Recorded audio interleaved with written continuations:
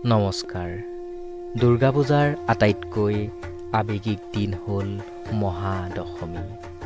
ধৰ্মীয় বিশ্বাস অনুসৰি এই দিনাই দেৱী দুৰ্গাই মহিষাসুৰক সম্পূৰ্ণৰূপে বিনাশ কৰিছিল।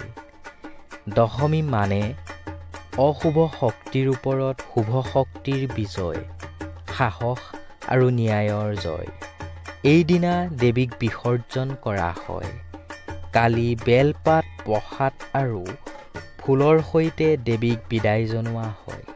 বিশ্বাস কৰা হয় দেৱীয়ে নিজ স্বগৃহলৈ ঘূৰি যায়।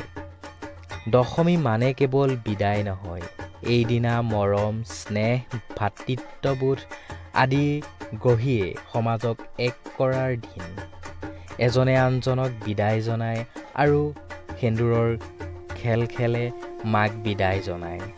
মহাদশমী মানে অশুভ শক্তিৰ অন্ত আৰু শুভ শক্তিৰ জয় আৰু মিলনৰ উৎসৱ। আপোনালোকক এই বিদায়ৰ পবিত্ৰ ক্ষণত মহাদশমীৰ শুভেচ্ছা জ্ঞাপন কৰিছোঁ। অনাগত দিনসমূহ যাতে মা দুৰ্গাই আপোনালোকৰ জীৱনত কৃপা দৃষ্টি ৰাখে তাৰে কামনা কৰিছোঁ। ধন্যবাদ।